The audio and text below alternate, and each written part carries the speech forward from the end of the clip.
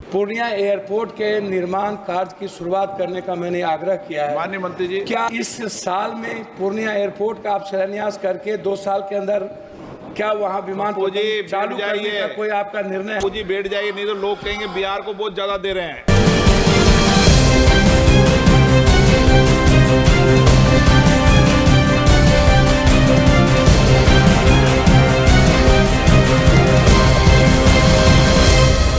पूर्णिया के निर्दलीय सांसद पप्पू यादव, जी हां, हम पप्पू यादव की बात कर रहे हैं जो देश भर में चर्चा का विषय बन चुके हैं। पप्पू यादव रॉबिनहुड, गरीबों का मसीहा और बेबाक बोलने वाले और दूसरों को चुप कराने वाले पप्पू यादव की जब माइक बंद हो तो आप क्या कहेंगे? जी हां, जब पप्पू यादव संसद में बोल रहे थे तो उनकी माइक बंद कर दी गई और चुप होकर बैठने की इजाज़त भी दे दी गई। आपको बता दें कि जब संसद में पप्पू यादव बोल रहे थे और उन्होंने एयरपोर्ट की बात की तो ओम बिरला, जी हाँ, लोकसभा के अध्यक्ष ने चुटकी लेते हुए कहा कि पप्पू जी बैठ जाइए, अगर और देंगे तो लोग कहेंगे बिहार को सबसे ज़्यादा मिल रहा है। भले ही ओम बिरला ने इस चुटकी ली हो, लेकिन पप्पू यादव के सवालों के जवाब को गोलमोल कर दिया गया। कोई जवाब नहीं मिला। स्पष्ट तौर पर पप्पू यादव मांग कर रहे थे कि 2 साल के भीतर पूर्णिया में एयरपोर्ट बनकर यात्रियों के लिए तैयार हो जाना चाहिए, लेकिन जो जवाब मिला वह संतोषजनक शायद नहीं कहा जा सकता।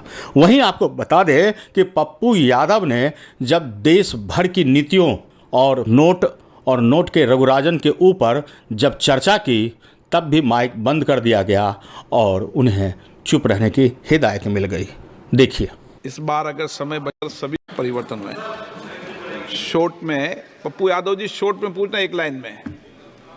मैं माननीय मंत्री महोदय से आपके माध्यम से पूछना चाहूँगा कि गृह मंत्री अमित शाह जी भी और प्रधानमंत्री जी ने भी कई बार पूर्णिया एयरपोर्ट, भागलपुर एयरपोर्ट का जिक्र कर चुके हैं कि वो खुल गया, हो गया। अभी तक पूर्णिया लैंड जो बिहार सरकार के द्वारा अधिग्रहण होना था, जिसमें 15 एकड़ लैंड अभी तक अधिग्रहण नहीं है। मैं आपसे मिल करके भी पूर्णिया एयरपोर्ट के निर्माण कार्य की शुरुआत करने का मैंने आग्रह किया है। माननीय मंत्री जी, क्या इस साल में पूर्णिया एयरपोर्ट का आप शिलान्यास करके 2 साल के अंदर क्या वहां विमान चालू करने का कोई आपका निर्णय है? ये मैं आपसे पूछ रहा हूं। पप्पू जी बैठ जाइए, नहीं तो लोग कहेंगे बिहार को बहुत ज्यादा दे रहे हैं। पप्पू यादव संसद में आते हैं, बेबाक बोलते हैं, खूब बोलते हैं और इतना बोलते हैं कि अंत में लोकसभा अध्यक्ष या यूँ समझिए सरकार के माध्यम से उन्हें बैठने का इशारा कर दिया जाता है। आखिरकार पप्पू यादव कोई मंत्री नहीं है, कोई केंद्रीय मंत्री नहीं है, वो एक सिर्फ और सिर्फ निर्दलीय सांसद हैं और करे भी तो करे। सवाल वो करते हैं और परिणाम उन्हें बैठना मिलता है, लेकिन इतना तो तय है कि संसद में जब सवाल उठाई जाती है तो उस पर समाधान ढूंढना भी सरकार की नीति में मजबूरन ही सही जरूरी हो जाता है। संसद में बहुत सारे ऐसे सांसद हैं और हमारा इतिहास गवाह है कि बहुत सारे सांसद तो संसद के सत्रकाल में पहुंचते भी नहीं हैं, लेकिन पप्पू यादव निरंतर पहुंच रहे हैं, लगातार पहुंच रहे हैं और हर बार अपने कटाक्ष और कटीले सवाल से हतप्रभ कर देते हैं सरकार को। जरा सुनिए तो सही कि पप्पू यादव कैसे और क्या कहते हैं। मेरा कहना है कि अध्यक्ष महोदय कि जाति जनगणना के लेकर के आपकी क्या राय है, इस पर आप कभी चर्चा नहीं करते हैं। दूसरी चीज, आरक्षण को लेकर के ओबीसी अत्यंत पिछड़ा जो जेएनयू है, जो बड़े बड़े कॉलेजेस हैं, समाप्त कीजिए, समाप्त कीजिए। मैं बात कर रहा हूं अध्यक्ष महोदय, मैं अपनी बात सिर्फ करना चाहूंगा। अब मैं बात करूंगा कोसी सीमांचल पूर्णिया की।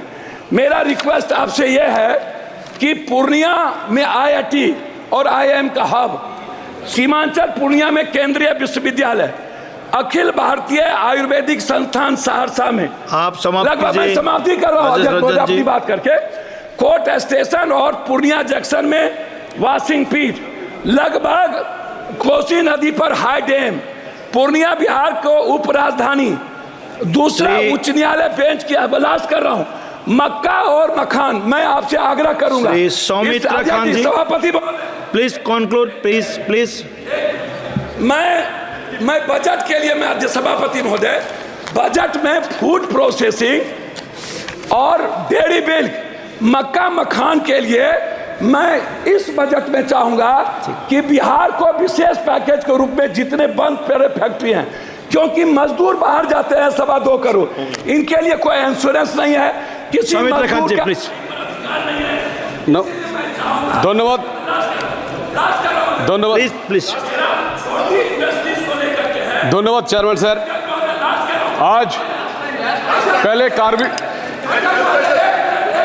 विजय दिवस है। आज हमारा देश का प्रधानमंत्री जी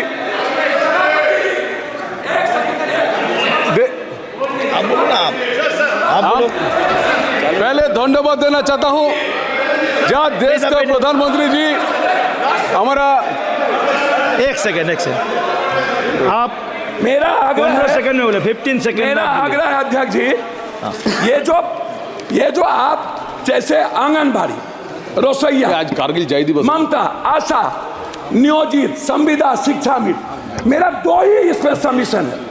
लगातार जैसे अग्निवीर के बारे में ये सवाल उठ रहा है, नियोजित, संविदा, शिक्षा मित्र जो उत्तर प्रदेश में है, इसके खिलाफ ये असमानता है टीचर के प्रति, ये असमानता है एजुकेशन और सम्मानजनक प्रति। Okay, thank you, thank you धन्यवाद सर। आज प्लीज कंक्लूड। कोई चीज सौमित्र खान जी प्लीज स्टार्ट। सर धन्यवाद, प्लीज। आपको बता दें कि पप्पू यादव हर मौका को बाकायदा उपयोग में ला रहे हैं। एक भी मौका वो चूक नहीं रहे हैं। संसद में आ रहे हैं, बेबाक बोल रहे हैं, भले ही उनकी माइक बंद हो जाए या उनकी चुप्पी, लेकिन उन्होंने तो ठान लिया है कि बोलेंगे और जमकर बोलेंगे, सरकार हो या कोई भी, लेकिन बोलेंगे। आपको बता दें, कल तक बिहार सरकार को कोसने वाले नीतीश पर भी उन्होंने तारीफें की कसीदे कसी है। और भाजपा के नेता मंत्री दिलीप जायसवाल के बिहार प्रदेश अध्यक्ष बनाए जाने पर भी उन्होंने उनकी तारीफ की और उन्होंने कहा कि दिलीप जायसवाल एक बहुत ही नेक दिल इंसान है। तो जाहिर सी बात है कि निर्दलीय सांसद हैं।